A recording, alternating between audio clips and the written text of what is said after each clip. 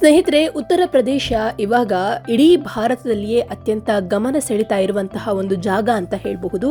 ಯಾಕಂತ ಹೇಳಿದ್ರೆ ಉತ್ತರ ಪ್ರದೇಶದಲ್ಲಿ ಆಸ್ತಿಕ ಜನರ, ಯಾರೆಲ್ಲ ದೇವರನ್ನ ನಂಬ್ತಾರೆ, ಯಾರಿಗೆಲ್ಲ ಸನಾತನ ಸಂಸ್ಕೃತಿ ದೇವರ ಮೇಲೆ ನಂಬಿಕೆ ಇದೆಯೋ ಅವರೆಲ್ಲರೂ ಕೂಡ ಈ ಒಂದು ಸ್ಥಳಕ್ಕೆ ಬಂದು ಕುಂಭಮೇಳದಲ್ಲಿ ಗಂಗಾ ಸ್ನಾನವನ್ನ ಮಾಡಿ ಕೋಟ್ಯಾಂತರ ಭಕ್ತರು ದೇವರ ಕೃಪೆಗೆ ನಾವು ಪಾತ್ರರಾಗ್ತೀವಿ ಅನ್ನುವಂತಹ ಒಂದು ಆಸೆಯೊಂದಿಗೆ ಇಲ್ಲಿ ಸೇರ್ತಾ ಇದ್ದಾರೆ. ಇದೀಗ ಪ್ರಯಾಗ್ರಾಜ್ ಅನ್ನುವಂಥದ್ದು ಒಂದ್ ರೀತಿಯಲ್ಲಿ ಸಾಧು ಸಂತರು ಹಾಗೆ ಆಸ್ತಿಕ ಜನರ ಹಾಟ್ಸ್ಪಾಟ್ ಆಗ್ತಾ ಇದೆ.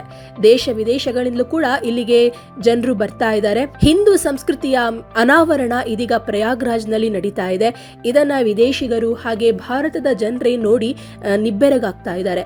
ಹಲವರು ಭಕ್ತಿಯಿಂದ ಕುಂಭಮೇಳದಲ್ಲಿ ಭಾಗಿಯಾಗಿ ಆ ಒಂದು ಸಂಗಮ ಸ್ಥಾನದಲ್ಲಿ ಸ್ನಾನವನ್ನ ಮಾಡಿ ದೇವರ ಕೃಪೆಗೆ ಪಾತ್ರರಾಗ್ತಾ ಇದ್ದಾರೆ. ಕೆಲವರು ಸ್ನಾನ ಮಾಡ್ಲಿಕ್ಕಲ್ಲ, ಈ ಒಂದು ಬೃಹತ್ ಮೇಳವನ್ನ ಕಣ್ತುಂಬಿಕೊಳ್ಳಿಕ್ಕೆ ಇಲ್ಲಿಗೆ ಬರ್ತಾ ಇದ್ದಾರೆ. ಇನ್ನು ದೇಶದ ಪ್ರಮುಖ ರಾಜಕಾರಣಿಗಳು, ಉದ್ಯಮಿಗಳು ಕೂಡ ಕುಂಭಮೇಳಕ್ಕೆ ಆಗಮಿಸ್ತಾ ಇದ್ದು, ಕೇಂದ್ರ ಸಚಿವ ರಾಜನಾಥ್ ಸಿಂಗ್, ಉತ್ತರ ಪ್ರದೇಶ ಸಿಎಂ ಯೋಗಿ ಆದಿತ್ಯನಾಥ್, ರಾಜ್ಯಸಭಾ ಸದಸ್ಯೆ ಸುಧಾಮೂರ್ತಿ ಸೇರಿದಂತೆ ತುಂಬಾ ಜನರು ಇಲ್ಲಿ ಕುಂಭ ಸ್ನಾನವನ್ನ ಅಂದ್ರೆ ಈ ಒಂದು ಕುಂಭಮೇಳಕ್ಕೆ ಬಂದು ಕುಂಭನಗರಿಗೆ ಆಗಮಿಸಿ ಸಂಗಮದಲ್ಲಿ ಸ್ನಾನವನ್ನ ಮಾಡಿ ತೆರಳಿದ್ದಾರೆ.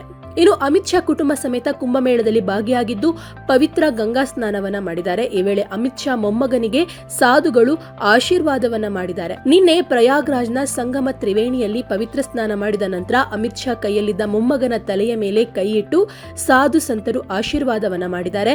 ಅಮಿತ್ ಶಾ ಅವರೊಂದಿಗೆ ಅವರ ಪುತ್ರ ಐಸಿಸಿ ಅಧ್ಯಕ್ಷ ಜೈಶಾ, ಉತ್ತರ ಪ್ರದೇಶ ಮುಖ್ಯಮಂತ್ರಿ ಯೋಗಿ ಆದಿತ್ಯನಾಥ್, ಬಾಬಾ ರಾಮದೇವ್ ಸೇರಿದಂತೆ ಹಲವು ಸಾಧು ಸಂತರು ಇದ್ರು. ಈ ವೇಳೆ ಅಮಿತ್ ಶಾ ಮೊಮ್ಮಗನಿಗೆ ಸಂತರು ಆಶೀರ್ವಾದವನ್ನ ಮಾಡ್ತಾ ಇರುವಂತಹ ಒಂದು ದೃಶ್ಯ ಇದೀಗ ಸೋಷಿಯಲ್ ಮೀಡಿಯಾದಲ್ಲಿ ವೈರಲ್ ಆಗ್ತಾ ಇದೆ.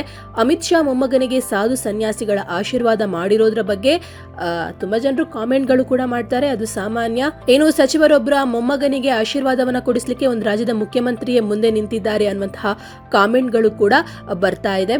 ಆದ್ರೆ ಅದೇನೇ ಇರ್ಲಿ, ಈ ಒಂದು ದೃಶ್ಯ ಇದೀಗ ಸೋಷಿಯಲ್ ಮೀಡಿಯಾದಲ್ಲಿ ವೈರಲ್ ಆಗ್ತಾ ಇರೋದಂತೂ ಸತ್ಯ.